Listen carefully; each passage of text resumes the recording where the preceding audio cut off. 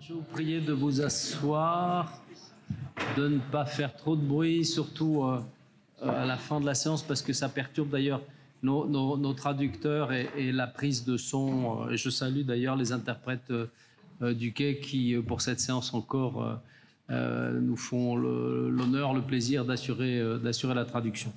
Pour ceux qui sont plus confortables avec un interprétariat. Donc voilà, je vous laisse vous asseoir de façon à pas gêner ni maintenant ni plus tard la conférence. Merci. Et je salue toutes celles et tous ceux qui sont présents ici, tous les internautes qui nous suivent à distance. Et je dis au professeur Nobumasa Akiyama combien nous sommes heureux, honorés de sa présence ici ce soir.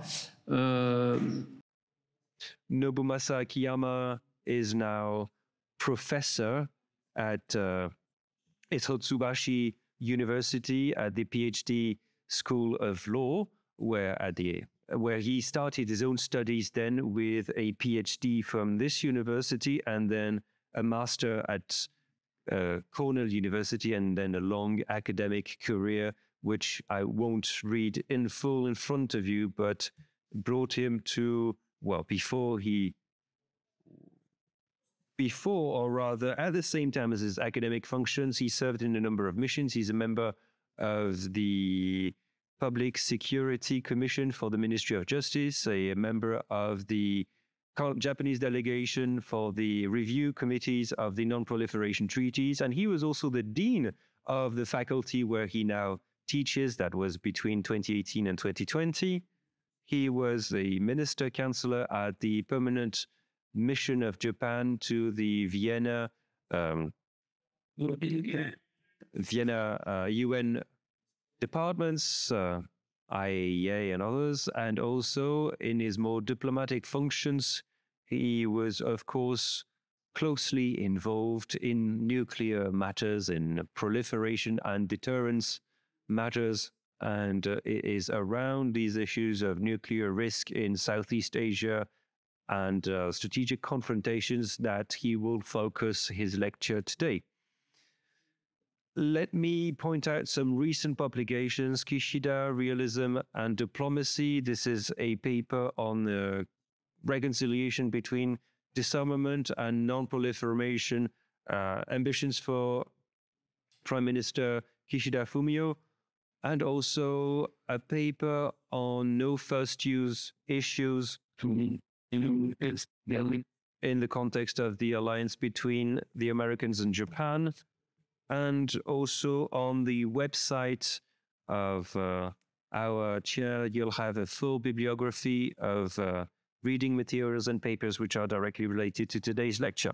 So it's true that we've had regularly some lectures about nuclear matters, but this one probably has a specific echo now, in particular because nuclear issues are now back in the news with the war in Ukraine and the gesticulations of President Putin, a conflict which very quickly was placed under the shadow and the rule and the law of nuclear containment, explaining the current rules of belligerence. And recently, President Putin, in an address to the nation, reiterated some gesticulations. There were a number of nuclear gesticulations. Another conflict as well, which is less obviously connected to the matter at hand, but which still is the war in Gaza, because a nuclear state, the US, provides military guarantees to a non-officially nuclear state, Israel, and preventing another one, this one potentially nuclear-equipped Iran. And so via these examples, and we'll see others, we can see that our world could hope at some point, in particular at the end of the Cold War, could hope to move towards a post-nuclear world is quite the opposite. It is a world in which nuclear weapons play a major role. We could even talk about a third nuclear age. There was the balance of terror There was the post-Cold War period marked by nuclear, unilateral, then multilateral nuclear disarmament with a number of treaties that we'll discuss. And then this third age, characterized both by vertical proliferation and horizontal proliferation. Horizontal proliferation is the increase in the number of actors, and vertical proliferation is the increase in the number of weapons, delivery systems, and warheads. So I've talked about vertical and horizontal proliferation. We might wonder about what is at stake now in Asia, with, of course, the issue of North Korea, but also, although we know it, it's less well known, considerable growth in volume in the Chinese arsenal, because it's reckoned that by 2030, the Chinese will have roughly 1,000 warheads, because we can see new generations of weapons being developed, including new missiles to equip their submarines or medium-range missiles. I won't go any further. This is just an introduction. You know the rules. First, we'll give the floor to our lecturer. Thank you for, you have as long as you want for your conference, and then a quick discussion between us, and then we'll open up the floor to questions from the audience, with priority always being given first to students, and then, of course, we'll open up the debate to others, specialists. But first, we'll have questions from students. Professor, you have the floor. Thank you very much for a very kind introduction, Professor Gautier. And also, I really appreciate that you extended the invitation to me and given a chance to address the very important issue on the nuclear proliferation, nuclear deterrence, possible arms control and disarmament with a focus on East Asia. So as was introduced, I'm from Hitotsubashi University. I'm sure it's very difficult for you to pronounce Hitotsubashi. And so this is actually my challenge as well, that, I maybe ask you to remember the name of my university. And since I'm also engaged in some sort of international programs at my university. But my real challenge is today I'm going to speak about strategic confrontation and nuclear risks in East Asia.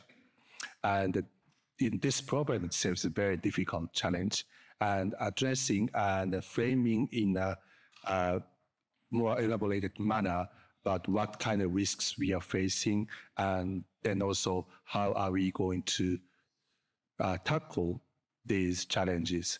That is a very, very difficult thing. And I don't think I'm able to provide you an answer to these questions, but I would like to pitch in some questions to you. And, I would like to, together with you, think about what we need to do. And in particular, I was very much impressed with the program, the names of the other invitees, and so many eminent persons are on the list, and I'm a little bit nervous that I can line up among others, and also I'm a little nervous today, glad to speak in front of you. Now, in Japan, in my university, after the COVID-19, the big classes with more than 200 students are all online. So I have rare chance to speak in front of such a big crowd. So I'm a little nervous today, but I hope I should be able to provide you some sort of a useful information and some hints to think about, what kind of issues, problems that Asia facing. And secondly, the challenge is, in the past, when we talk about nuclear arms control, the nuclear deterrence, and so forth, people tend to focus on transatlantic relationship, how the United States and Russia have shaped their relationship over nuclear weapons. And then people tend to kind of decouple the two fronts, Europe and Asia. I think some of you may recall the process of negotiation of INF Treaty. So when the United States and the Soviet Union at that time were negotiating, they were almost to agree about the arrangements that SS-20 of Soviet Union were relocated to the eastern part of the Soviet Union. Then, in fact, that was in the early 80s. The Japanese government requested the US government do not compromise with Russia and just pursue 0-0 option. That means no deployment of SS-20 in Europe, nor in Asia. So the total abolition of medium-range missiles. So Japan at that time was, for the first time in history, involved, informally involved in the arms control. But that is somewhat behind the history, and people don't pay much attention to that. But now, I think many people are more or less kind of concerned about nuclear buildup in Asia. So, it is the moment for us that we have to think about nuclear deterrence or nuclear arms control, not by region, but in a kind of way that we kind of combine together Asia and the European theaters. So I'm going to touch upon this part in detail in the later of my presentation. So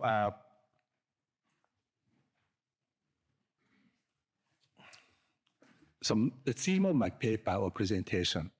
So in the midst of rising of nuclear risks, how are we going to reduce the nuclear salience in the East Asian security environment? So, I thought that in particular after the outbreak of the war in Ukraine, in Asia, many people are more concerned about the risk of nuclear weapons. So, but the war in Ukraine is not the only factor which raised the concern about the nuclear sort of instability in the region. So what are the key elements that shape the current regional security dynamics, particularly in the nuclear dynamics in East Asia? That's the first thing I would like to address. The secondly, if we are going to avoid any nuclear escalation, the question to us is, how are we going to define the stability? As you may recall, that the U.S.-Soviet relationship is often characterized as a kind of a pursuit of strategic stability. And strategic stability in the context of U.S.-Russia arms control is pretty much shaped through the thorough consultations between two and the negotiations, and that was institutionalized through arms control treaties and attached so many arrangements for the confidence building and verification and so forth. But in East Asia, we don't have any solid arrangement, nor the dialogue. So how are we going to define the stability? And so this is the question number 2. And question number 3, then what are the measures that can be taken to mitigate the nuclear risks and eventually reduce such risks? And obviously, as I mentioned earlier, this third question is an unsolved question. And probably it is pretty difficult for us to find any solution yet in future. So it is important for us still to think about what can we do and what we have to do now. So this is a kind of summary of East Asian regional security situation. So what I characterize the current status of the security environment in East Asia is, one, we are witnessing the rapid expansion of nuclear arsenals by China and North Korea. Number two, with this expansion of nuclear arsenals of China, we are witnessing kind of missile gap or disparity of the missile capabilities both at the global and regional levels in different kinds. And in particular, at the regional level, that China has more than 1,500 ground-based medium-range missiles, but the United States doesn't have nothing. It doesn't have anything, right? So because of INF.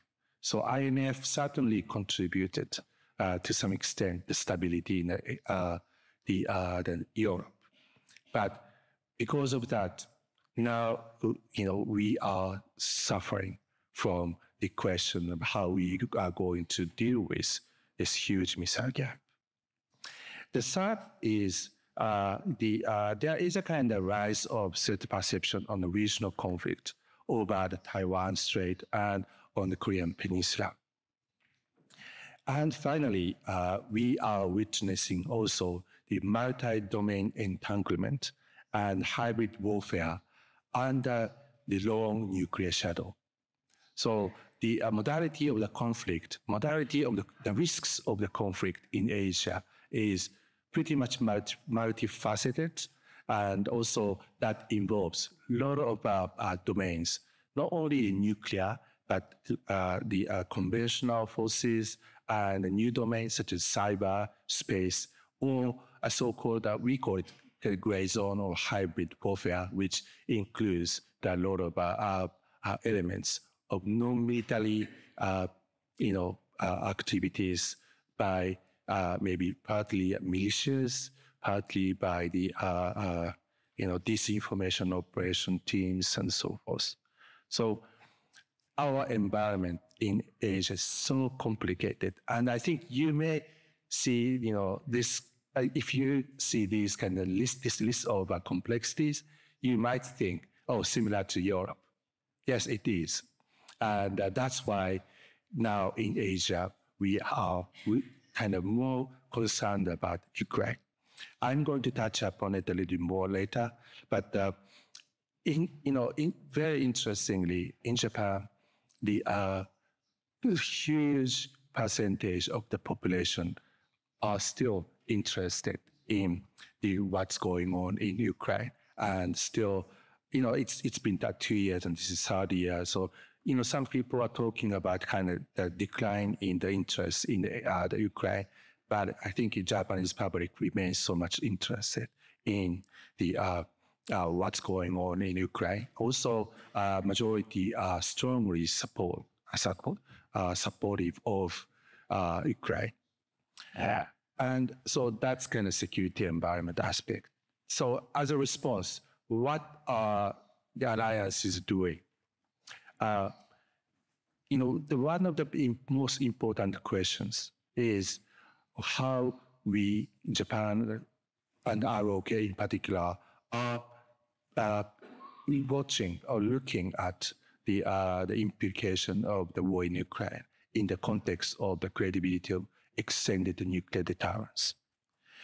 Secondly, at the same time, Japan, ROK, and other partners of the alliances are working to strengthen their own capabilities for the defense, and also try to strengthen the coordination with the United States in having a relatively kind of fair division of labor and establishing coordination mechanism for the joint operations. And so here is a summary of the nuclear buildup by two major countries. So China, as Professor Gautier mentioned, based upon the assessment of the Pentagon in the United States, so China may acquire 1,000 nuclear warheads by 2030, and possibly 1,500 warheads by 2035. Now, United States and Russia deploy 1,550 warheads each. So, this number, 1,000 or 1,500, are not the number of the warheads deployed, but the possessed.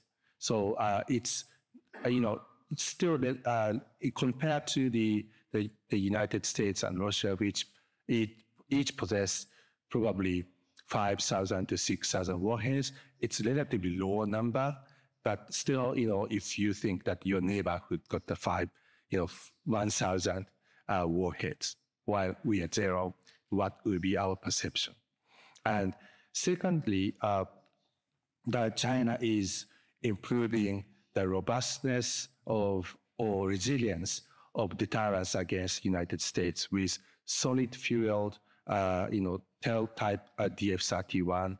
DF-31 is ICBM and road mobile launchers, and also the longer-range DF-41 and longer-range JL-3. That is SLBM. So that's kind of redundant. I may touch upon this at the bottom of the China part. So the current Chinese SLBM can shoot, deliver the warheads to the targets 8,000 kilometers away.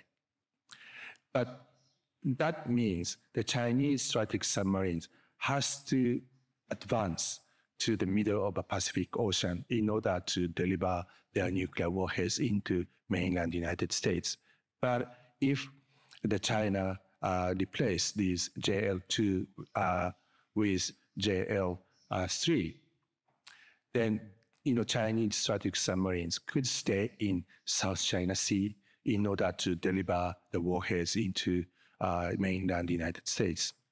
So it is important for us to see how the resilience of the strategic nuclear arsenal has been developed and acquiring more robust nuclear deterrence.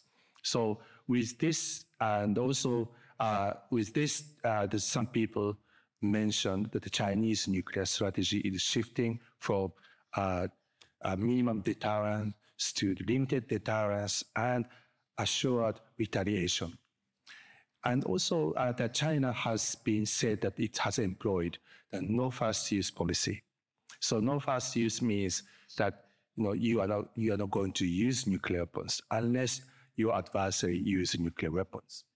But what China is doing is extensive investment on the early warning system, and also they are now kind of conducting drills with a scenario of launch on warning. So that's the indication that China may abandon the traditional nuclear posture of no first use. And I think that US and Japanese strategists started to assume that we should not count on their declaratory policies. But anyway, the problem is we don't know, because China doesn't disclose any information by themselves on their nuclear capabilities and the doctrines. So, without the confidence on the information that they provide, it is pretty natural for us to assume the worst case scenario. So in that case, we don't really count on their no first use policy anymore. And that's a kind of strategic level. But at the regional level, they're also seeking the dominance. So I think many of you have heard about the concept of anti-access area denial capabilities. That means United States may not be able to deploy their military assets because of the Chinese capability to deny it. So that includes the missiles which could shoot the U.S. aircraft carriers and also try to destroy the bases in Guam and so forth. So United States may not deploy their maritime capability assets in case of contingencies if this A2AD capability of China works. And so with these nuclear and missile capabilities, we are more concerned that China may take more assertive actions in the region. But North Korea, so they are extensively conducting missile tests. So we call it tests, but I don't think they should not be called as tests anymore. So they are now improving their operational capabilities through these exercises. And also the rate of success in their testing or missile launch are remarkably high. So they rarely fail. And we kind of assume that somebody is helping. Otherwise, I think this rapid improvement of the technology may not happen. But in 2022, so it's a bit old data, but they conducted more than 70 missile launches. And so with so many diverse types of the missiles, and also from different types of launching platforms. Secondly, North Korea, actually last year, IAEA reported that North Korea has completed the construction of light water reactor, and this close to the heavy water reactor in Yongbyon. And so, as you are aware, the reprocessing of spent fuel from a light water reactor is the way how you create the fissile material plutonium, which could be used for the production of nuclear warheads. So North Korea probably is increasing the stockpile of usable weapon grade plutonium, and that lead us into question what will be the size of the North Korean nuclear arsenal. Secondly, North Korea recently announced that they are developing so-called maneuverable tactical nukes. And, this is not really deterrent against the United States, but, we naturally assume that the tactical nukes could be used on the Korean Peninsula in the fight against the South Korea. And recently, Kim Jong-un announced that, the Republic of Korea, South Korea, is kind of designated as an enemy, and the North Korea officially gave up the unification of the peninsula. And so accordingly, they announced a change of the constitution. So North Korea started to show more hostile attitude toward the South Korea, and that the development of maneuverable tactical nuclear weapons suggests they are trying to use nuclear assets in fighting a war or trying to take an advantage of nuclear coercion, if not the use of nuclear weapons. So we traditionally think that because, the North Korea officially sought the unification of the peninsula, so, if they use nuclear weapons against South Koreans, it undermines the legitimacy of their claim. So, if they were to use nuclear weapons or they were to coerce with the nuclear weapons, the targets could be the United States or Japan. But now, they, have their tactical nuclear weapons, and, with possible use against the South Koreans, our strategic calculation becomes more complicated. So, and also I should touch upon the Taiwan issue. I think if you ask to the Japanese people, what will be the most likely scenario of the war in East Asia, many people answer that would be Taiwan. And probably somebody might ask me, my assessment of the likelihood of that Taiwan war over Taiwan Strait. And my answer is, I don't know, really. But I think it is important for us to think about some possibilities and prepare for that. So then what will be the possible scenarios that the crisis could escalate into actual conflict? Several scenarios. And I now try to share two possible scenarios. One, China could attack, islands surrounding Taiwan. And so that is kind of limited the island's invasion scenario. And that probably undermines the Taiwan government's authority. And also that is a kind of indication that China is going to control the South China Sea as well. But if the China is able to do that, probably that the risk could extend into the safety or the security of the sea lane of communication. And that leads us into the possible scenario of blockade of Taiwan. And if blockade happens, then the Taiwanese economy will be severely damaged. So that probably that's something that we are currently worrying about. The another thing, which is not mutually exclusive with for the one which I mentioned, the hybrid warfare. So, that China may try to overthrow the Taiwanese government by sabotage, harassments, cyber attacks, or disinformation operation. And of course, it really totally depends on the resilience of the Taiwanese society and the democracy. So, and many Japanese are sympathetic to the Taiwanese democracy. And now the overwhelming majority of the Taiwanese population never had experience with the mainland China controlling the Taiwan.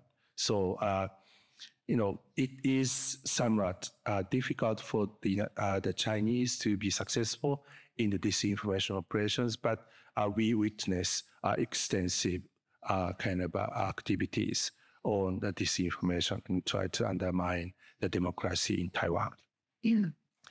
And so under such circumstances, what is Japan's response?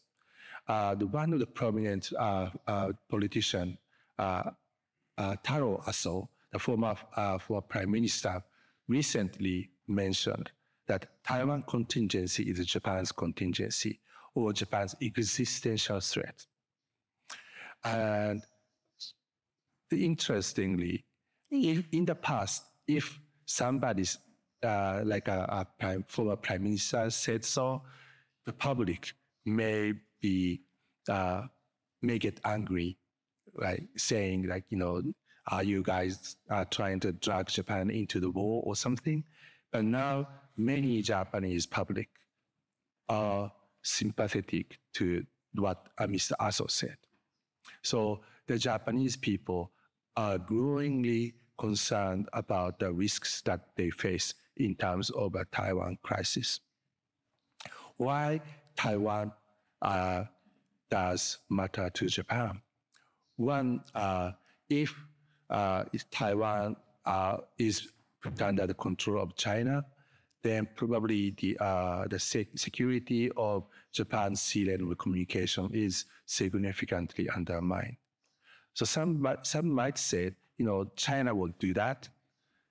The problem is we don't know. That's why we are concerned. There is no guarantee that China is going to help us securing the sea lane of communication, as we witness that that the Chinese government is trying to use the economic means to control our behavior. For example, our businessmen were kept and arrested for some unknown reasons, and they stopped the export of important materials to Japan without showing any reasons. Probably we just guess that's kind of a retaliation against Japan's action. And also that China has not yet approved the discharge of the treated water of the Fukushima nuclear the reactors. In fact, it is completely safe, and the IAEA said there is no environmental risk from discharged water. So, and Korea said it's okay, it's fine, and others said it's fine, but only China said no, it's dangerous. So we are not going to import the Japanese fish, although Chinese fishing boats come to Japan and then they catch the fish from there and that's sold in China. So I was not so sure whether importing from Japan and catching by themselves make a difference in safety. But anyway, so that's what's going on. So the sea-level communication is no guarantee, and that's one thing. The other is if the contingency happened on Taiwan, that United States is going to help them. And if United States is determined to help Taiwan militarily, then I think they have no choice but to use their assets located in Japan. So in that case, I think Japanese self-defense forces would act to escort the US forces or provide logistical support. So, we have no choice but helping the United States, supporting the United States, working with the United States, given that our alliance is vital for Japan's security. So in two ways, the Taiwan contingency is Japan's existential threat. So, the thing is, I talked about Taiwan contingency, the rise of the nuclear buildup by China and North Korea. So how are they combined? The problem is this kind of crisis scenarios will be evolved under the strong influence of nuclear weapons. So, and this, way of thinking, how nuclear shadow affects the regional conflict is, in our case, pretty much driven by our witness on the war in Ukraine. So war in Ukraine seems to be evolving under the strong, the long nuclear shadow casted by Russia. And that created the situation of stability-instability paradox. That means the United States and the Russia is very not directly engaged in a nuclear war or even a conventional war because they are concerned about the all-out war. But because of the both side, mentality to avoid direct engagement, there may be more risk at the regional level of the conflict. So the stable relationship between China and the United States may create concerns to security concern on Japan and Republic of Korea and other regional players in East Asia. And so that seems to be kind of a situation where we are witnessing in Ukraine. So over Ukraine, United States and the Russia are kind of implicitly agreeing, or they are deterring each other, so they are not going to directly engage in the fight. But because of that, Russia may thought that they could be more aggressive at the regional level. So the second is, even though we think that Russia would not use nuclear weapons, we still think that this possibility cannot be completely eliminated. So we always have to think about the risk of all-out war. And in fact, at very early stage of the war, in 2022, the President Biden said that the U.S. interest is to avoid the Third World War. So, it's a kind of indication that the President of the United States was at a certain point worrying about the all-out war. And ironically, this statement may have given the Russia a thought or Putin to thought about United States reluctance to engage in the support of Ukraine. I don't know. Maybe we need to wait until this event and the war becomes history to find what really was going on there. But I know there may be a possibility that such a statement send a wrong signal to the Russians. The third one, which is also a kind of the discourse or narrative which prevailed in the early stage of the war, that because Ukraine didn't have didn't have nuclear weapons, Russia was able to invade, and then. But instead of having nuclear weapons or giving up nuclear weapons, Ukraine made an agreement with Russia, United States, and UK on negative security assurance, which is that the non-nuclear weapon states won't be attacked by the nuclear weapons, by nuclear armed states. And of course, it's about the nuclear attacks. But at least in the Budapest Memorandum, which is the agreement among Russia, Ukraine, US, and UK, there was an agreement that those members of this agreement would not attack the Ukraine and guarantee their territorial integrity. But this promise was broken. So that poses the question of how much the commitment by nuclear weapon states, nuclear armed states, can be trustworthy. And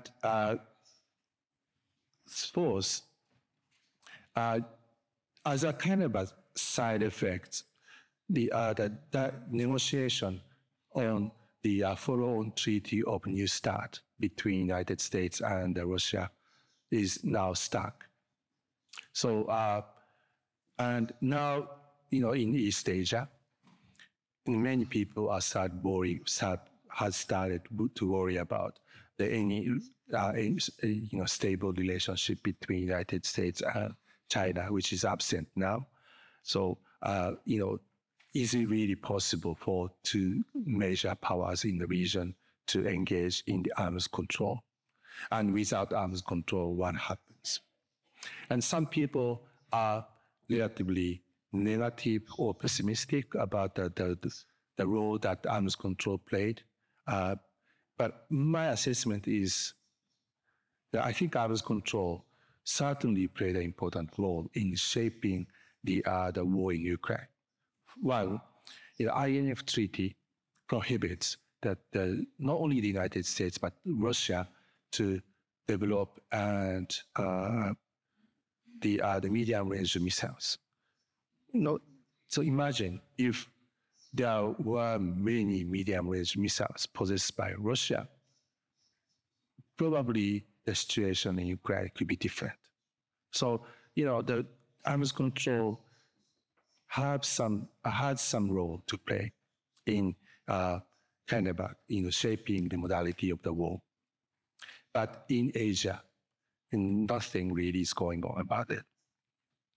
That's kind of regional implication. And looking to some sort of implication on the international order, I think obviously the deterioration of that nuclear taboo happened. Secondly, people started to worry about the sustainability of peace and security stability based on rules and institutions. So let me get into some detailed logic of this regional security and the long nuclear shadow and stability instability paradox. The biggest question, of course, is, did deterrence work? If it works, in what way? Right. So in the early stage of the war, or even before the war started, we were worried if the Mr. Putin would decide to use nuclear weapons, based upon the existing doctrines that Russia had disclosed, the way how they conducted the military exercises and deployment of nuclear-capable short and medium-range missiles in the front line of the border with the Ukraine. So these indications are the signals that, to us that suggesting that they might use nuclear weapons.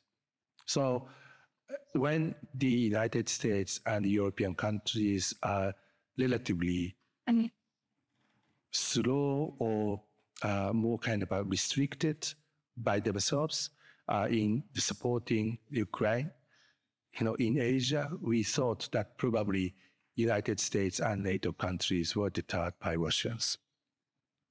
But on the other hand, probably Russia was also deterred by the United States. I think the way that Russia mobilized their assets is also somewhat restrained. Maybe that could be based upon the miscalculation of how they will be successful in their operations, or it could be driven by some consideration of the strategic goals that they are trying to achieve. But again, for us, Russia also controlled the level of escalation by carefully looking at how Europe and United States would react. But then the another question further goes, was the United States really deterred? In particular, I think United States has been engaged with the Ukraine in terms of supporting the Ukraine fighting the battle through the provision of information on targets and sharing the intelligence and so forth, which are now key to the modern warfare. So, I think the way how they support are pretty much different from what we are thinking about, the conventional warfare. So probably United States may not be deterred as much as we thought originally, but still, the existence of nuclear weapons are partly determine the way how we, perceive the war in Ukraine. And again, so then as I mentioned earlier, that created the consideration of stability paradox. So Russia and the United States are deterring each other. Nuclear armed states, including France, may be deterred. That's why there are the restraints in supporting Ukraine. Then, the non-nuclear allies are suffering from the lack of shortage of support. And so in such a way, the nuclear armed aggressor was able to be more assertive, more aggressive. And this picture seems to be like in a situation in the Asia. And it's really, really striking to me how Japanese public opinion changed about the nuclear weapons. And also in defense in general. Japan has been keeping kind of a 1% ceiling of the GDP, 1% the ceiling of the defense budget, which is 1% of the GDP. Once it was broken and it became 1.1 or 1.2%, but then eventually that was reduced just a little bit below 1.0%. But this ceiling was easily broken without any strong political resistance.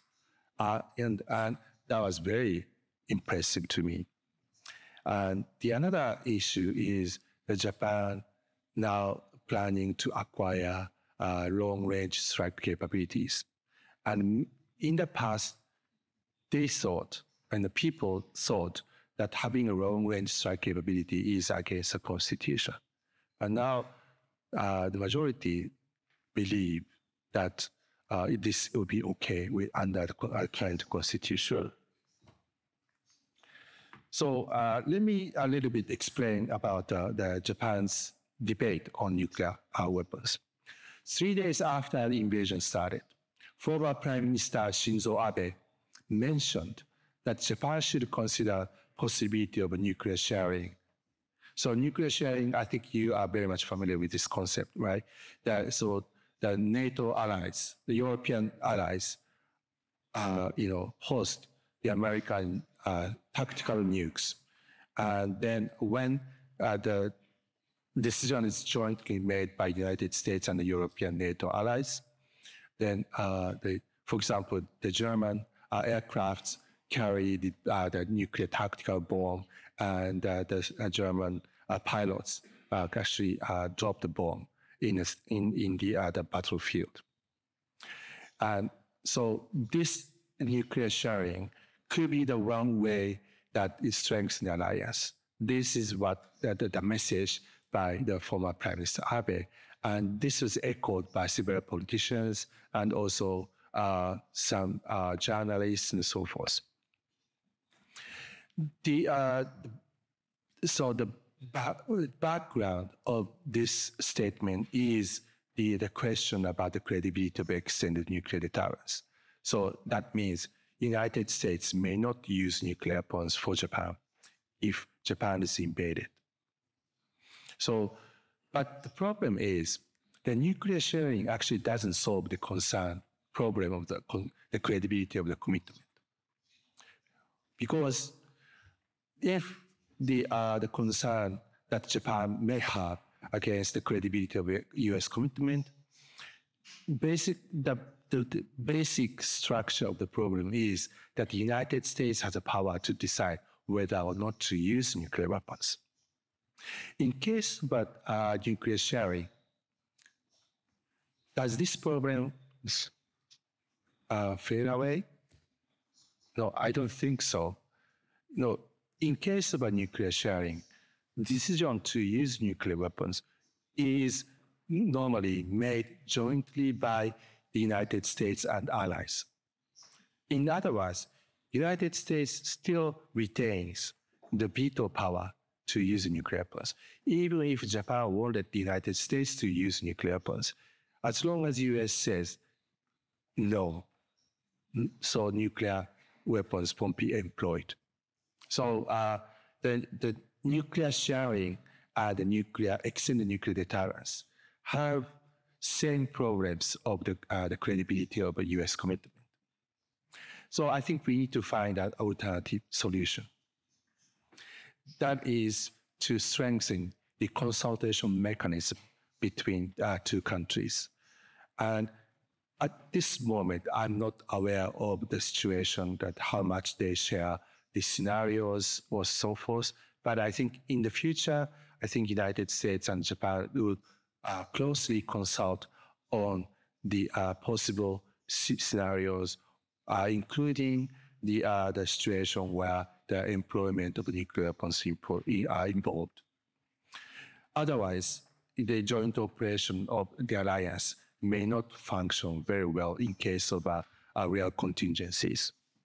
So that's the way how our discussion on the strengthening alliance evolved from the discussion on nuclear sharing.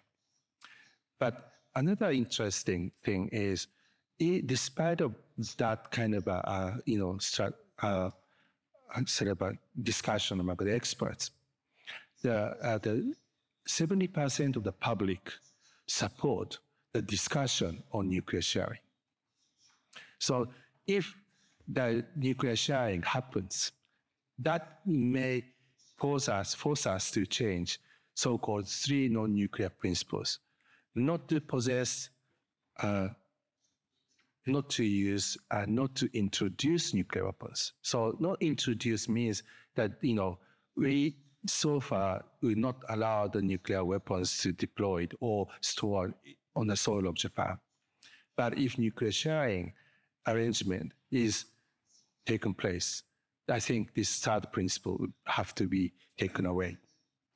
So, it does not necessarily mean that the Japanese nuclear taboo mentality is gone. I don't think so. But, the Japanese people started really think about the scenarios and risks that Japan may face in case of regional conflict scenarios. In ROK, situations are a little bit different. And I'm also still figuring out what are the real kind of answer to them. But in this, one of the surveys, and then maybe other surveys too, the 70% of the respondents supported the nuclear option, national nuclear option of South Korea. And if I ask experts in South Korea, they are all negative, both in terms of technological capabilities.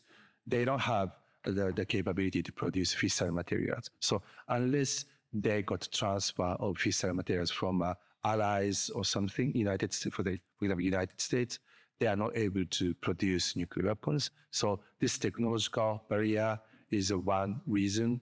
And secondly, the experts have kind of similar logic like Japan. Also so even though the South Korea's got nuclear weapons, I think they alone cannot really cope with the threat posed by North Korea. They need the United States. So I think the ultimate solution is to strengthen the alliance. And also another reason which I have for the sort of negative assessment of our own nuclear option is probably United States doesn't like to see its allies to decide to fight a nuclear war or not. In other words, United States may not want to get involved in a war started by its ally. In particular, if that is a nuclear war, they don't want to be involved. So I think the United States want to decide whether or not to use nuclear weapon by itself, not by others. For that, on our part, if United States would think in this way, and if we are not able to cope the threats by ourselves, it is important to remain committed to the alliance. And it's important for us to make United States remain committed to the alliance. And that is much better and much safer than, we, Japan or South Korea, pursuing its own nuclear deterrence. So then instead of, the nuclear options, what are allies doing in East Asia? One, as I mentioned, they try to make efforts to improve the credibility of extended nuclear deterrence. And so are working on the reassurance. On case of Japan, Japan and United States has been doing extended deterrence dialogue. And recently, they disclose more about the contents of the discussion in the dialogue. And it's a kind of public outreach to improve the credibility of the extended deterrence. And also, as I mentioned earlier, I think United States and Japan should be engaged in the more thorough, in-depth consultation on with the concrete scenarios of contingencies, potentially that could include the scenarios of use of nuclear weapons. And in the case of ROK, U.S. B-52 flew over to South Korea, and also U.S. strategic nuclear submarine paid a port visit in Busan. And in my view, the strategic submarine should not do such a kind of things, because that might expose strategic submarine to the risk of the tracking by the adversary. But I think this is kind of a more or less demonstration to the public to give a reassurance that the United States is committed to the defense of the South Korea. The second is building our own defense capabilities. As I said, Japan decided to increase in defense budget up to 2% of GDP, and also acquiring long-range strike capabilities. And they also strengthen the coordination with others in terms of coping with or countering the disinformation operations. The third is the building partnership with regional allies and like-minded countries. So Quad is one.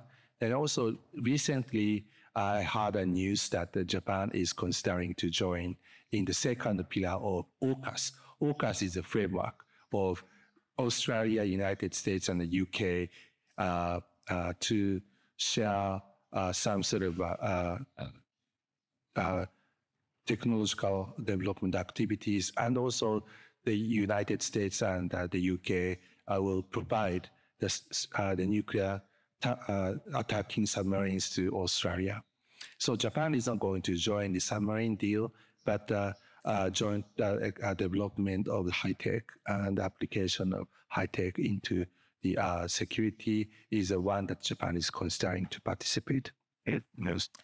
And also Japan is making some arrangements with regional partners like Australia and the Philippines about reciprocal access agreement and conducting joint exercises and freedom of navigation operations with like-minded countries, including France.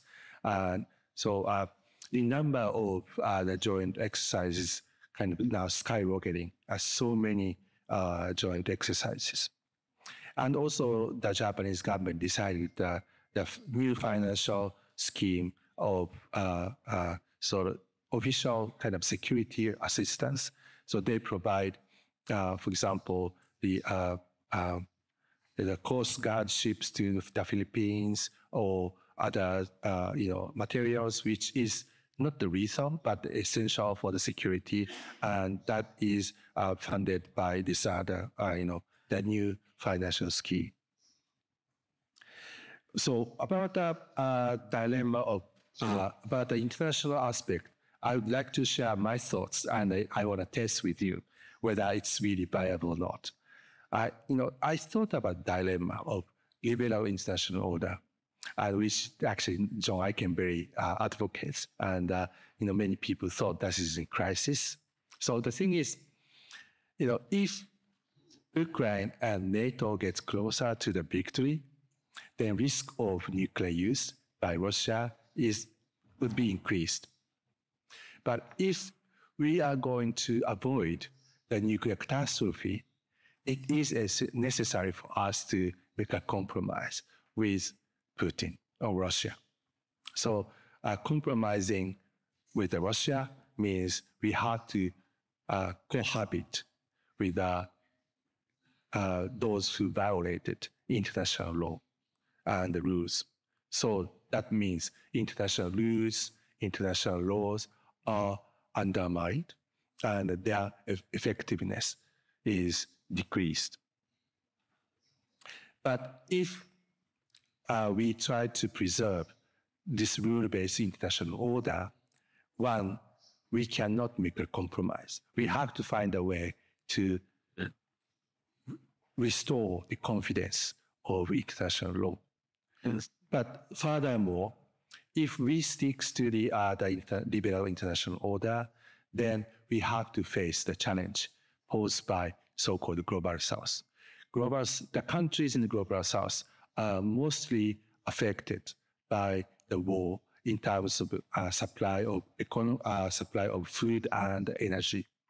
So, if as we keep on sticking to the principles of liberal international order, then the countries in the global south will get more disappointed with what the West is doing.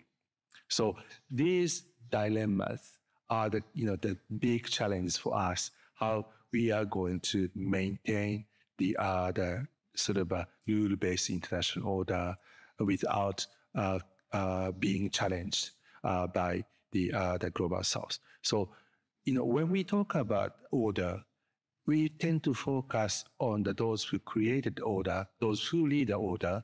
But I think it is important for us to take note of what followers are thinking about.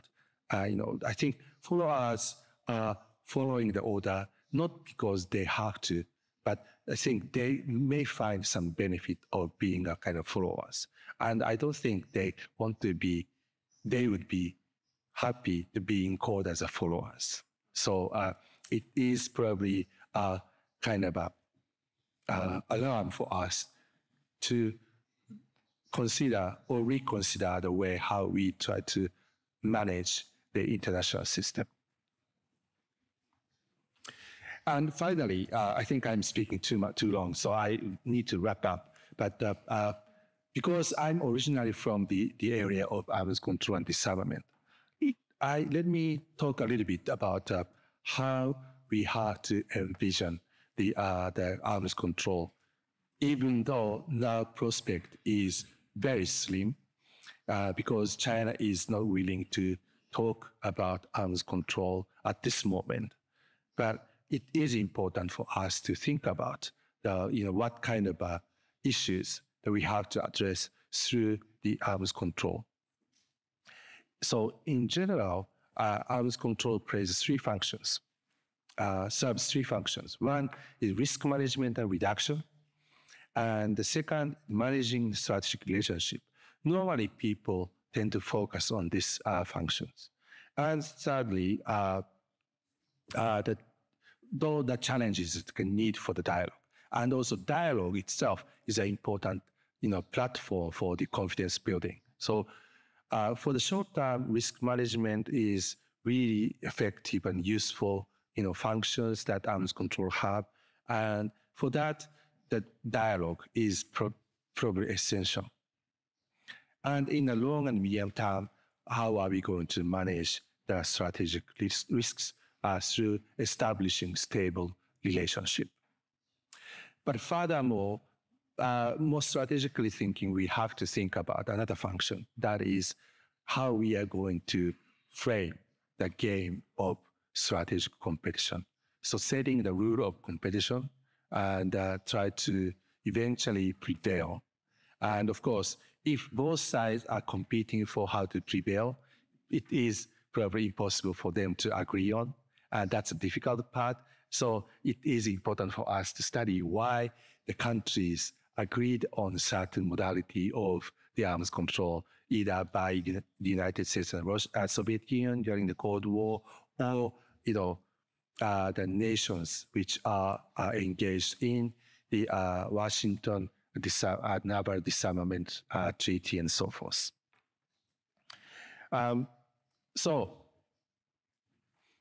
But before talking about the concrete modalities, what we see as a kind of challenges is as follows.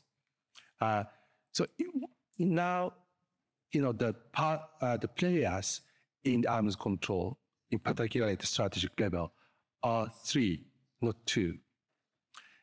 Simply mathematically speaking, where is the stability equilibrium among the three, which are in a relationship of non-cooperation? Is there any stability among the three? Right? So if these three countries are in a shape of triangle, and if we could consider like three, it's a bundle of three bilateral relationship, that could be possible. But if, let's assume that the United States may face the partnership between China and Russia, it's kind of easily assumed that that creates an imbalance in number of nuclear weapons. So what United States see current situations like two peer problems, right? That United States need to face Russia in Europe and face China in Asia front. So among three, is there any stable equilibrium among these? So that's a very basic question. The second is, it is important for us to take note of the differences in the strategic objectives and strategic goals that each player may have. The Chinese strategic goal, or so-called core interests, are very different in nature from what United States identify as their kind of strategic objectives, and also even the Russia as well. So when they have differences in the strategic objectives and strategic goals, then they have different requirements for their military assets, and what they may provide they may give different functions to their military strategic assets. So, that relates to the scope of arms control. The third is, so that leads into the question on the strategic assets. What kind of assets should be regulated through the arms control? And again, as I mentioned earlier, we face so-called missile gap, the huge gap in the capability of medium-range missiles. How are we going to address this on top of the gap in the strategic assets? And the next is the gap in the expectations for the arms control among three. So, arguably, the United States can be seen as a kind of status quo power, and Russia is declining power, and China is probably identifying itself as a rising power. So if you, based upon the prospect theory, if you are in decline, if you are in the rising phase, then even with the same utility, they have expectation, they have different behavior, they take different behavior. So rising power probably is not going to agree on the fixing the status quo. And the status quo power probably is happy to fix as it is. And the declining power is trying to defend their influence despite of their physical decrease. So because of different trajectory of a power projection among three, probably it could be really difficult for them to agree on fixing the status quo. Because arms control is the business of establishing the status quo and fixing as it is. Or if they are able to manage the dynamics, I think it's probably miraculous. So if they have three different trajectories, prospects for the power projections, then how can we have a solution?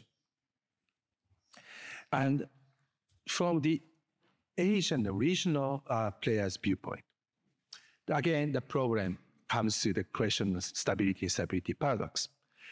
If three major players agree, even a big if they agree on the modality of arms control arrangement, from the regional players' viewpoint, that might give a kind of a blue signal to the China to be more assertive. If that happens, the arms control doesn't help us. In general, I think the strategic arms control will help to stabilize the regional security environment, and that is assumption from Europe. But it's not necessarily the case, or at least we don't have a confidence that strategic stability may lead to stability at the regional level. So it is important for us to think about how we are going to manage two different types of stabilities. And second challenge is entanglements.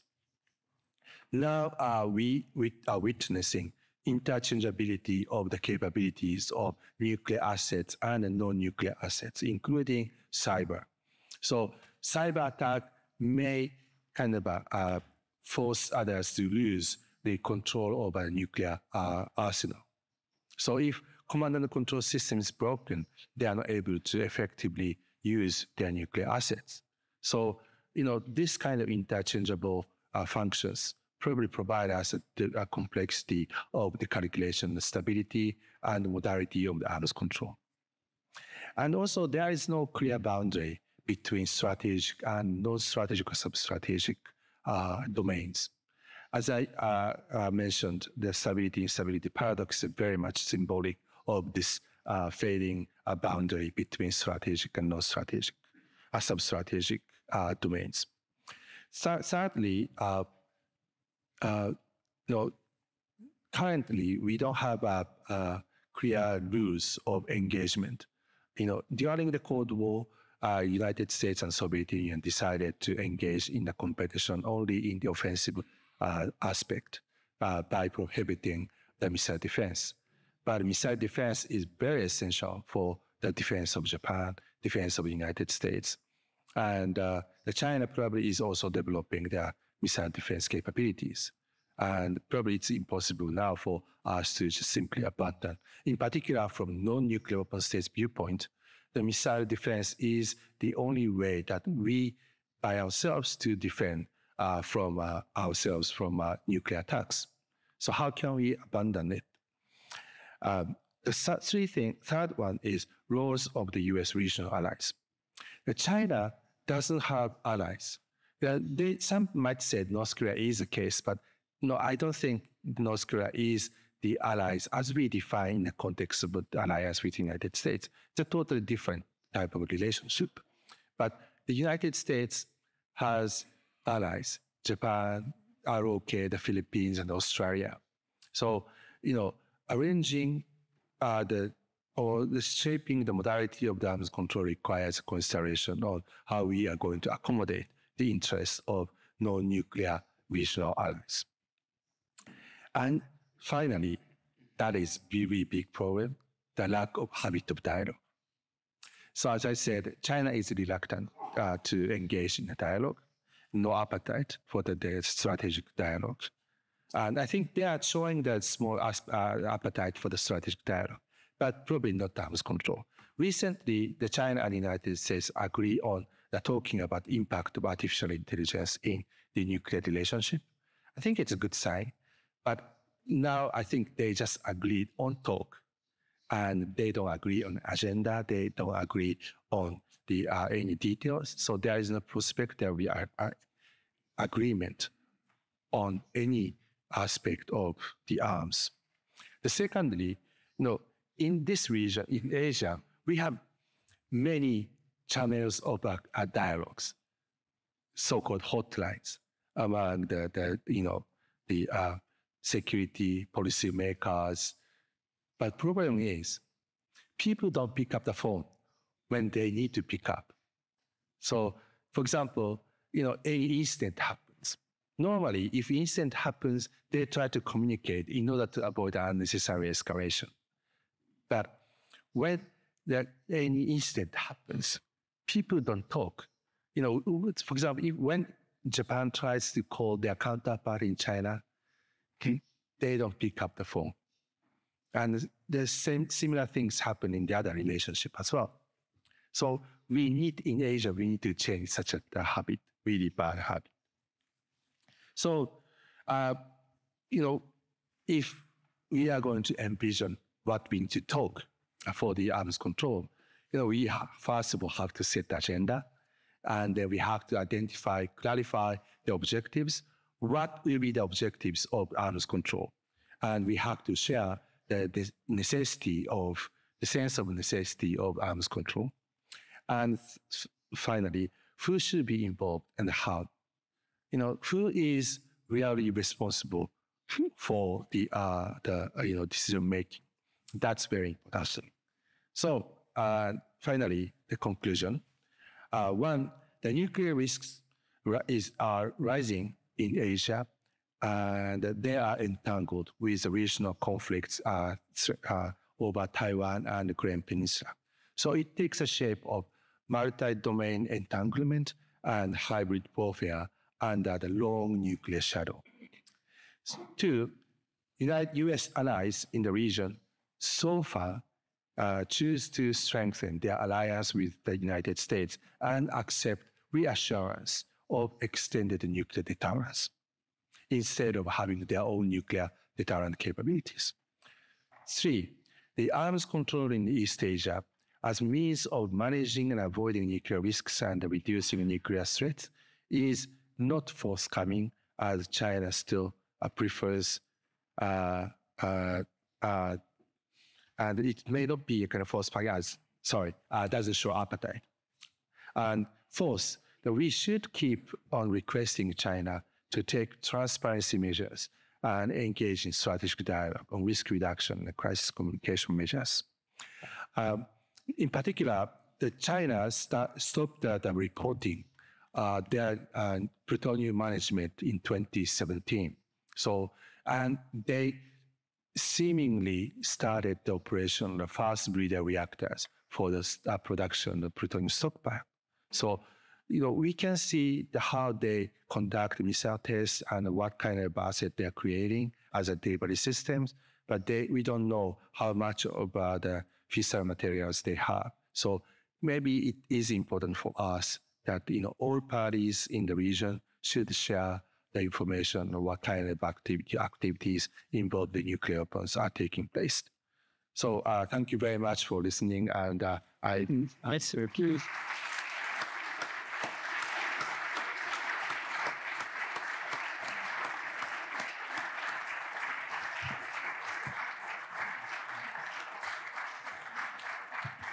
Merci beaucoup, professeur Nobumasa Akiyama, pour cette conférence très riche. Et donc, je vais laisser assez vite la parole à la salle. De votre propos, je retirerai quand même un premier point, c'est qu'aujourd'hui, toutes les dynamiques nucléaires, ou beaucoup des dynamiques nucléaires sont à l'Est, et que la grammaire, je dirais, un peu ancienne, elle venait régler essentiellement des problèmes au nord, à l'ouest, à un moment. Et alors, cette grammaire, d'une certaine manière, elle est assez, vous l'avez dit d'ailleurs, elle semble encore s'appliquer convenablement au cas. This new grammar, I'm sorry, this new grammar of arms control seems to apply to the East. It seems to apply still somewhat to Ukraine, but in justifying an aggressive attitude from Russia, it seems to apply to thresholds of belligerence beyond which you don't want to go, by also containing the conflict to a specific territory, by avoiding that this spirals out in terms of effectiveness of weapons. Please. Thank you so much. Can you let us continue? Please use the back exit and please don't disrupt. Yes. Especially for the web stream, people watching us online say that it's a big disturbance to hear the seats clacking. And so it seems that there's a form of self-discipline in the West for China, the fact that they're not using nuclear weapons first, no first use. But of course, they're not transparent, but it seems that they're restricting themselves. They're accepting first limited levels of weapons, because now it's not the same. Ceilings are moving upwards, it seems, and also the fact that China used a deterrence policy that would never have any first use of nuclear weapons. And also many others, starting with Japan, had self-discipline in the form of a prohibition on nuclear weapons, so much so that they didn't even want to talk about it in Japan.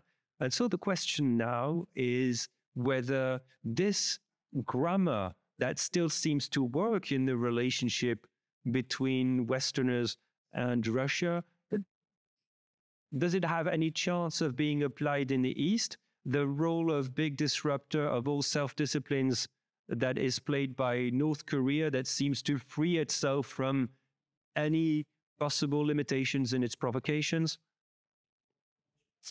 Isn't that preventing this self-discipline from working well before we even come to rules of arms control or transparency, which would be desirable? But who would initiate that in the region?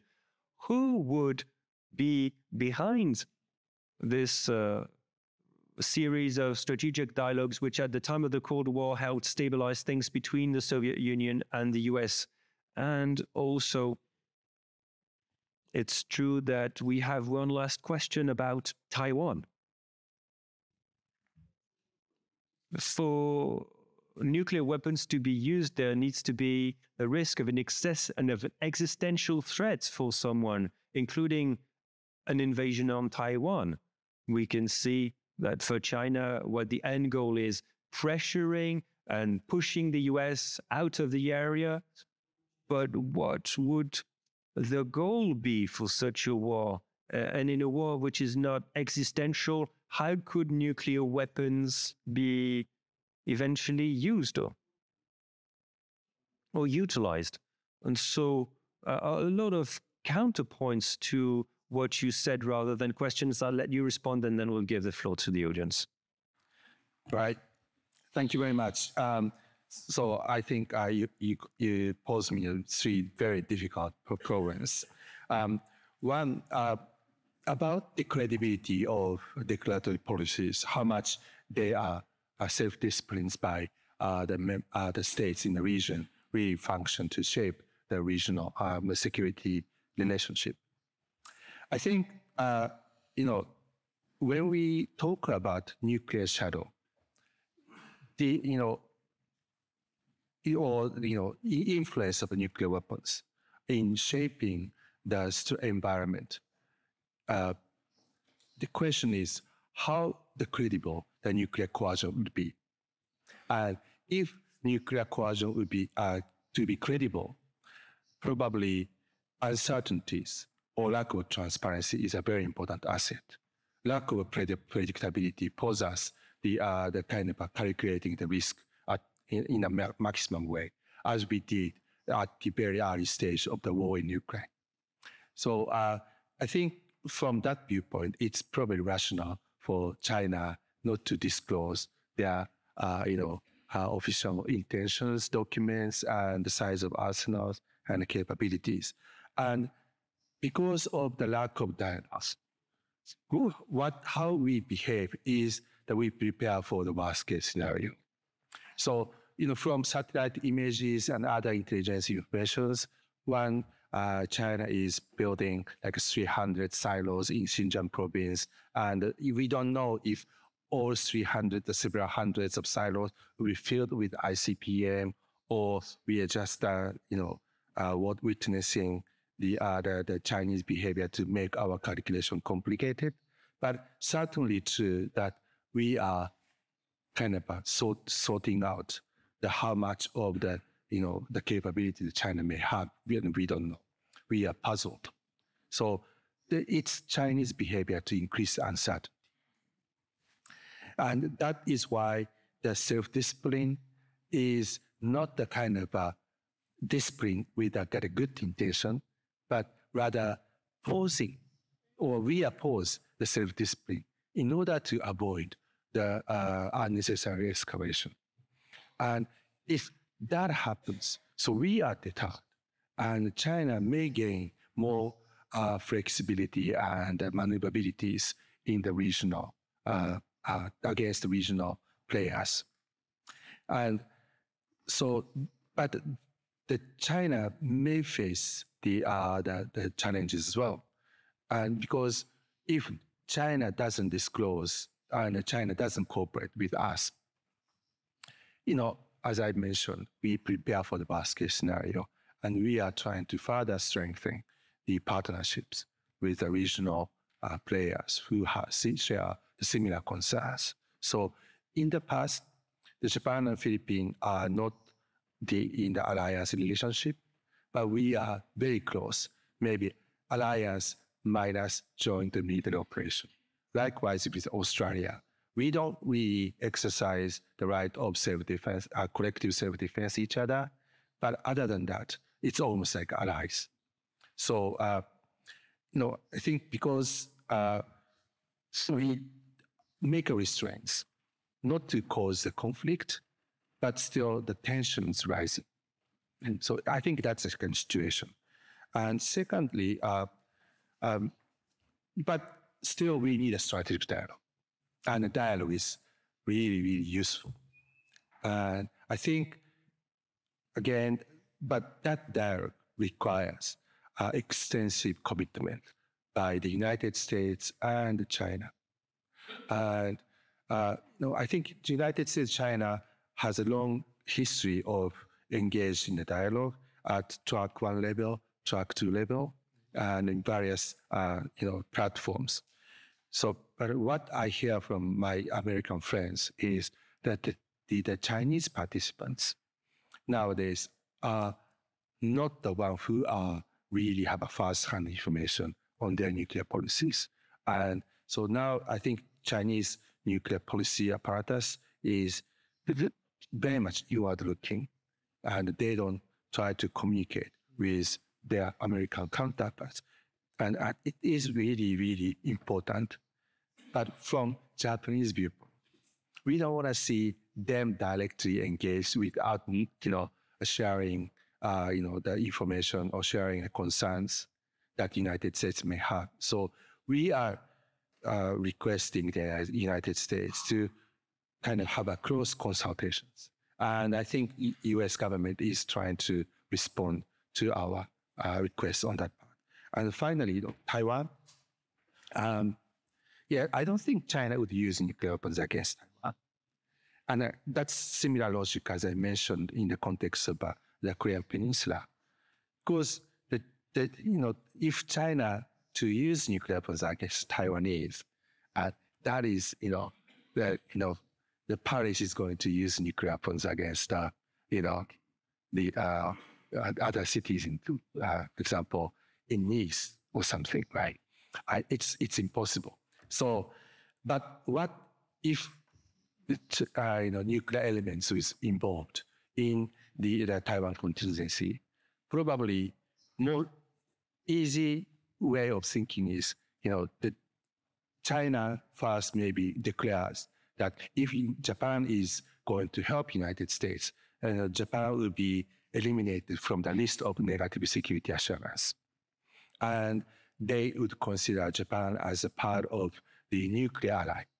So that's subject of a nuclear attack. And that probably forced Japanese government, the Japanese public to rethink about engagement in the support for the United States. But otherwise, probably, the use of nuclear weapon, particularly directly against Taiwan, is not the likely scenario. Merci beaucoup. Alors, les premières questions. Thank you so much. The first questions. The first three questions from students, and then we'll open up first. Thank you. Thank you very much for your presentation. My question would be, right now, a lot of European countries are worried about the possibility of a second Trump mandate. What is the attitude of Japanese states, Asian states, and especially Japan with regards to a potential second Trump mandate? And my second question is, you mentioned the current debates in Japan with regards to nuclear weapons. How much do they weigh against the nuclear trauma from the Second World War in Japan? Thank you.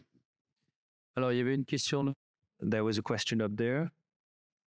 Je vais continuer en français. I'll continue in French. In a multipolar world order, nuclear deterrence helped secure relative peace between major powers, but not within the regional sub-equilibria. In the current multipolar context, France and the UK have the bomb. Non-nuclear countries are protected with their global strategic situations, and others may acquire weapons that can be used for deterrence and destabilization, like cyber. And so in this global order, how can we include the new threats that are involved in all hybrid threats? Thank you. A third question from there. Thank you for your intervention. I had a question regarding the naval forces of Japan in the context of a possible Taiwanese invasion. What are the different opinion streams regarding the possibilities of withstanding engaging in high-intensity warfare against China in a scenario of the invasion of Taiwan among Japanese younger generation? And how do they envision the possibility of dying while fighting for Taiwan, fighting and dying for Taiwan? Thank you very much. Merci beaucoup. Thank you very much. All are good questions. On if Mr. Trump will be elected again, probably Japan will be seen as a kind of important security partner, but it's not like an automatic thing.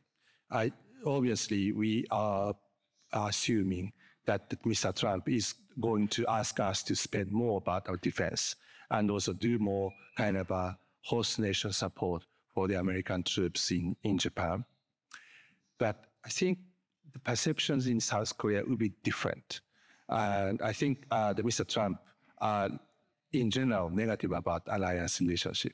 So it's, that Mr. Trump may decide to withdraw from NATO. Likewise, in Asia, U.S. ROK alliance could be the first victim. So that is also one of the reasons why in South Korea, they have very strong view for its own nuclear capabilities. But in Japan, as I said, I think the price for the strong alliance relationship is very expensive, will be very expensive. And so I'm not so sure how much our people will accept to pay a kind of high price for that. But nuclear taboo, I always characterize the Japanese position as a very ambivalent. The last year, I conducted an online survey, and then the result shows that 86% of the Japanese are supportive of the alliance, and maybe 80% approve or can accept the nuclear extended nuclear deterrence. But almost same number of the people, 85, 86%, said that the nuclear, a world without nuclear weapon is the goal that Japan should achieve. And also, they majority supported 3 non-nuclear principles, and also they support the idea that Japan should make more efforts to share the experiences with Hiroshima and Nagasaki. Right, so they understand the reality of security. At the same time, they understand the legacy of the history, and so this ambivalence is probably characteristics of the Japanese attitude to nuclear weapons. But at the same time, I would like to emphasize that this dilemma is not only unique to Japan, but I think very much generically shared among the other in the world as well. And so in the role of the new kind of technologies or the new style of the warfare in the multipolar system, I think that's very much to do with distribution of power, right? I think that in the past, nuclear weapon is symbolic of the distribution of power, and or even possibly a game changer, like a case of North Korea, for example. North Korea, Kim Jong-un had a dialogue with President of the United States, Mr. Trump, in 2018.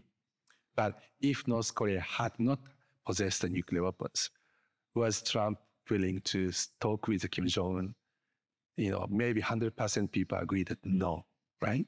So the nuclear weapon is a symbolic distribution of power, and I think still is. In case of cyber capabilities, space is possibly a little bit more, but less visible, but sometimes more effective. But still, that's kind of effective in a certain context. And so it doesn't really contribute to multipolarity or reshaping the distribution of power, in my view. So still, the kinetic military capabilities, and more importantly, I think the economy, industry, and finance play a more important role in reshaping this. But again, I think people's psychology is that we rely more on the visible things, and but also the influence in diplomacy doesn't necessarily correspond to the size of military. So it's probably a little bit difficult. But again, if the influence in diplomacy is more than that you have in terms of military assets, then you have to think about the leverage. What kind of leverage we have, and if we have leverage, then we are able to make more influence. Like in the case of UK, the UK is not really huge power, but still in diplomacy they have strong influence, and in France as well, in my view. So they have maybe cultural tradition and the traditional ties with the various countries, and in Africa, for example, in the regional ties and so forth.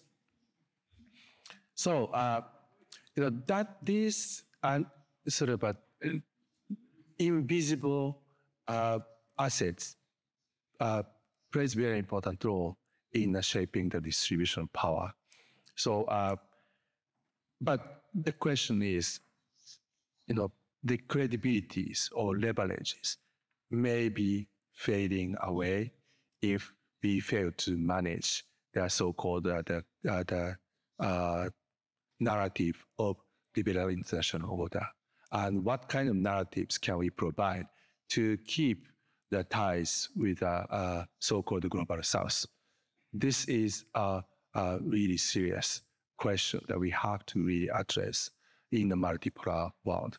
And I think China seeks to promote global security or global whatever. They try to be a global player, and that could be a challenge to replace the United States. But still, it is a long way to go. And so we are talking about multipolar world, but probably non-polar world. And that I hope we don't. I hope we can avoid the kind of a turmoil or confusion without any leading principles. And final, so how much Japanese young people are willing to fight for Taiwan? I think this has not been really questioned. So we don't know yet. And I don't think they are willing to sacrifice their lives for the sake of defending Taiwan. But this is my gut feeling. And we don't have any survey. And so I'm afraid I cannot really provide a different answer. But and even, I'm not so sure whether young people are really willing to fight for their own country. According to one of the surveys internationally conducted, I think the Japanese young people show the lowest commitment to defense of its own nation. So, Alors, un autre série de questions.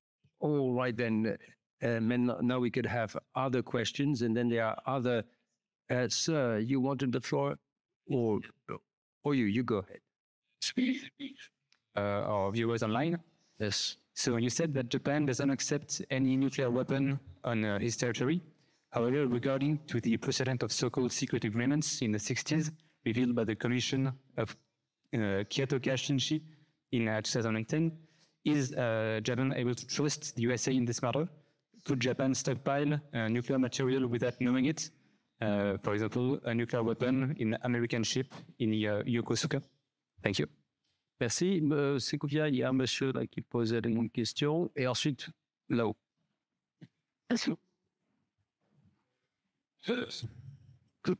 Je vous en prie, monsieur. Yes, thank you. Precision about the nuclear weapons. We always talk about the number of heads, but what's the power that China is developing? How many A-bomb, how many H-bomb? Do we know that? Merci. Monsieur, là-haut. Oui, je vous en prie. Bonsoir. Catch.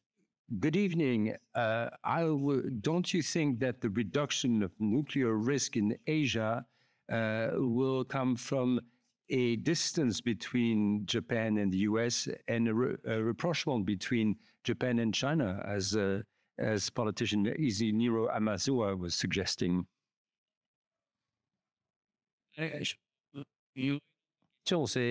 Well, there would be the follow-up question. The American strategic extension, if there was an open conflict, I mean, you have the Gaza conflict, you have Taiwan, and the US could get involved in that. But you've already addressed this in a way. So let's answer these questions first. Okay, thank you very much. So you are talking about kind of a secret implicit agreement between the US and Japanese government.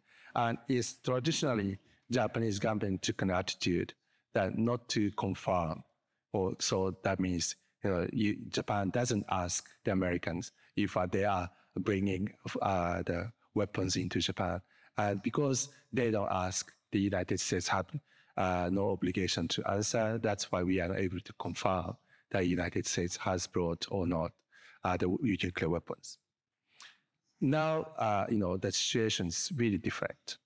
There is no rationality in a military sense to bring their nuclear capabilities into Japan, nuclear asset into Japan.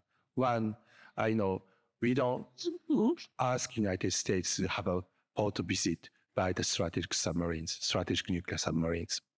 Because as I said, that, this port visit make the strategic submarines exposed to the, ISR capabilities of adversaries. So tracking, is a risky thing, and we don't want to expose American submarines to such a risk.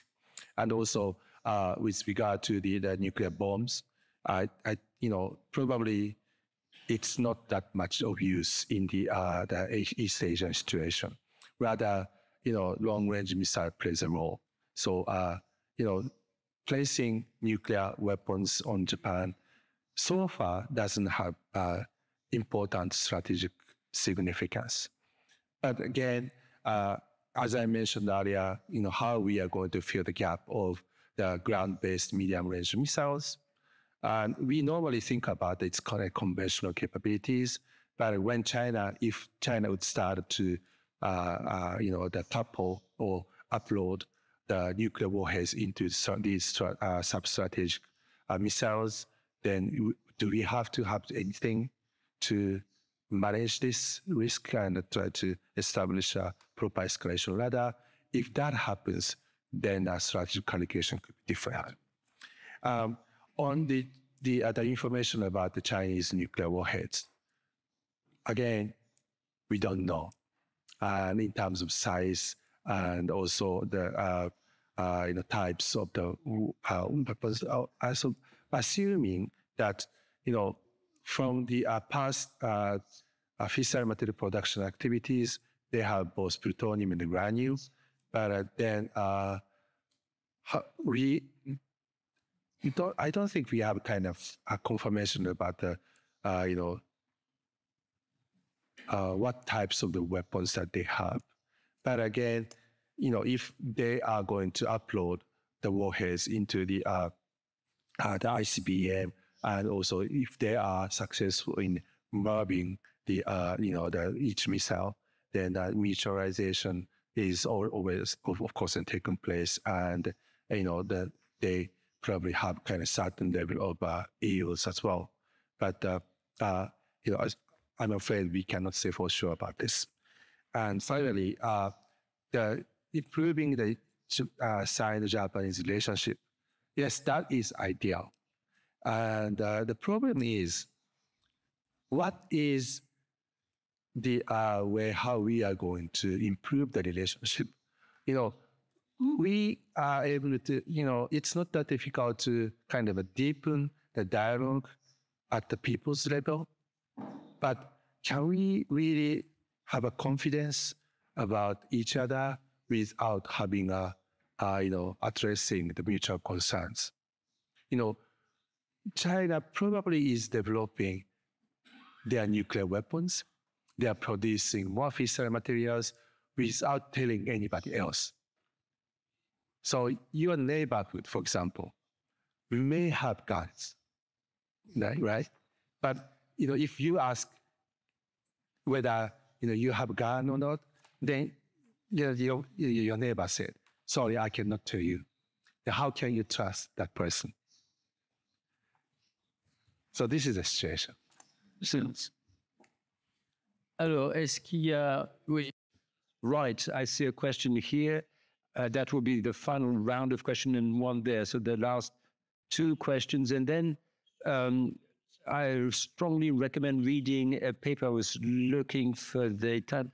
Maybe you could mention this on the role of artificial intelligence in the context of weapons and deterrence. I mean, you said that there was a way of rationalizing things, but at the same time, there could be some sort of a total chaos and loss of control and no way of assessing situations. But sir, first, yes. And then again, you will find the paper in the biography on our website.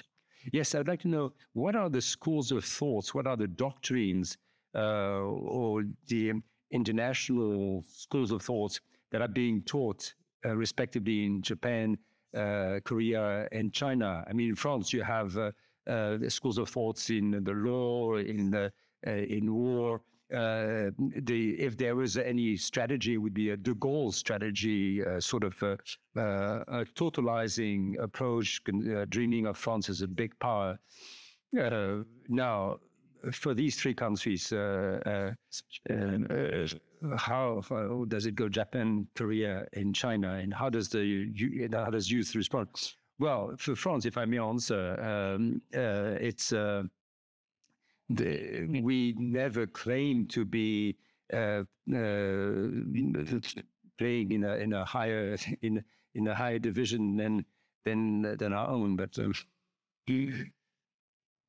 And finally, sir, yes, you did not mention the U.S. presence in the island of Guam, and Guam is very well located. Should a conflict break out with North Korea and or China?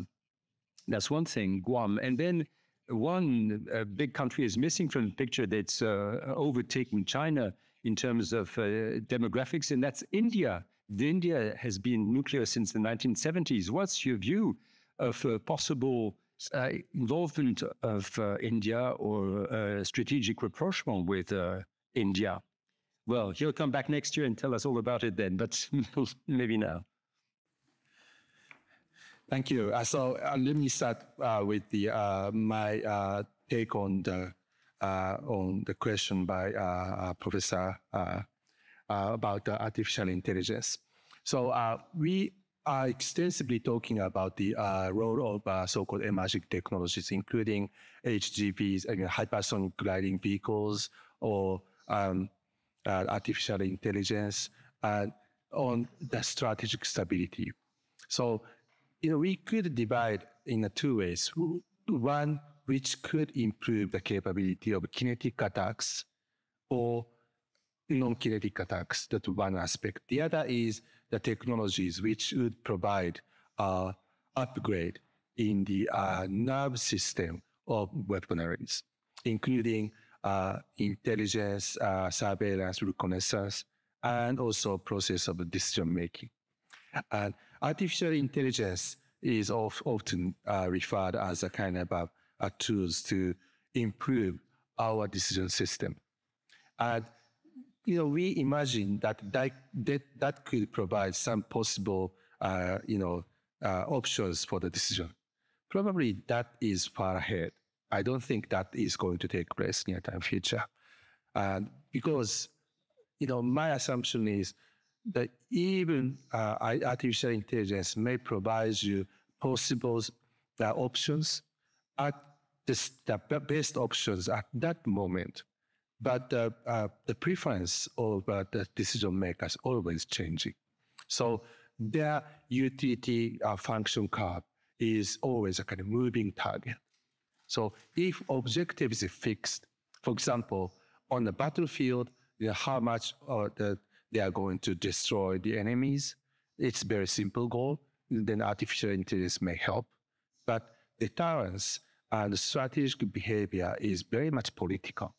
And our sort of utility function is always changing depending on the context and political other factors. So artificial intelligence doesn't provide you the best solution for the future.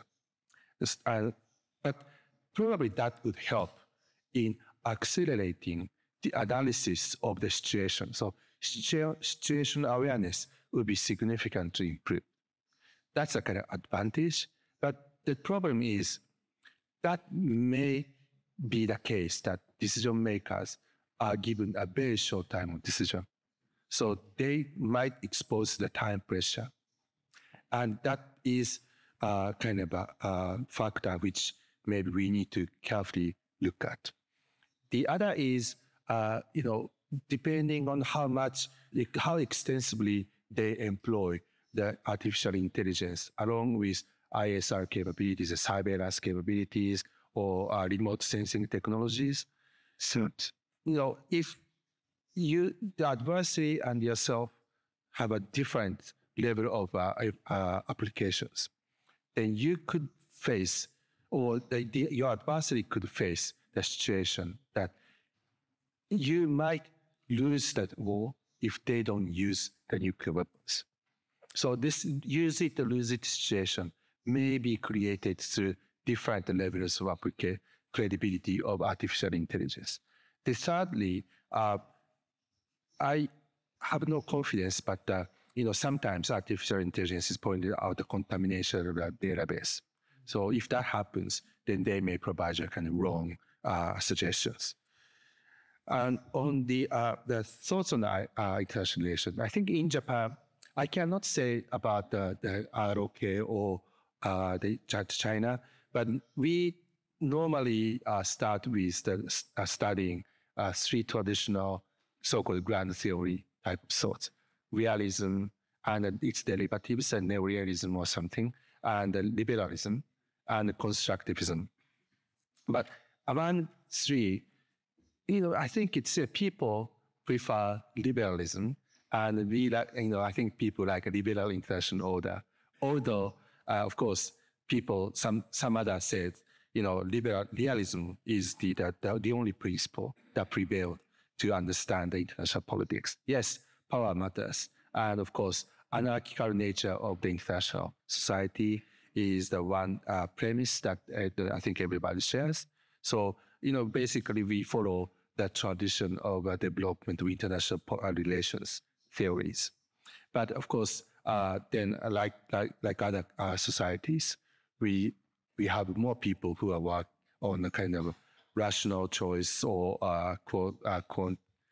quantitative approach, and many people decide politics are taking place like a strategic interaction, not based upon the philosophies or thoughts.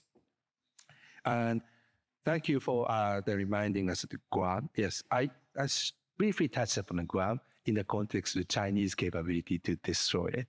So I think Chinese so-called Guam killer or aircraft carrier killers, these are kind of medium-range missiles. They are also extensively developing, and they understand that these bases in Guam would be a kind of key for the U.S. to deploy their assets in the East Asia or Western Pacific.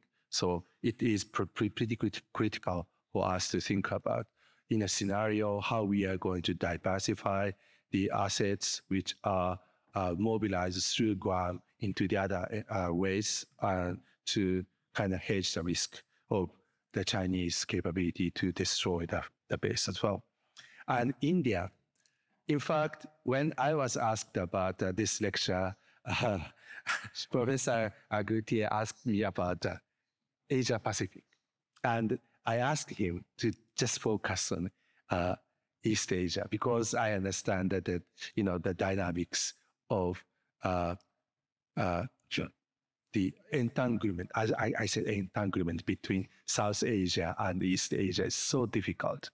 And from the beginning of the nuclear history in Asia, the reason why, India decided to have nuclear weapons is because of the China's success in nuclear test.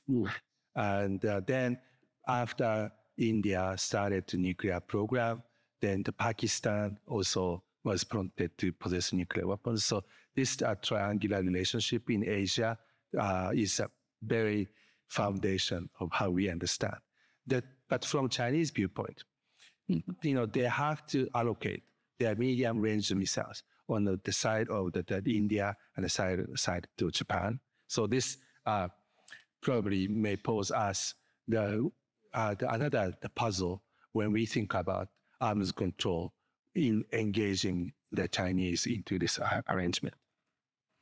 Merci, et vos mots de la fin de proposer encore de promouvoir. Well, thank you so very much for all these this discussion and your answers, and this will certainly bring us food for thought as to the whole way in which disarmament talks and rationalization can be pursued. Thank you so much, Professor Akiyama, for your lecture and answers to our questions.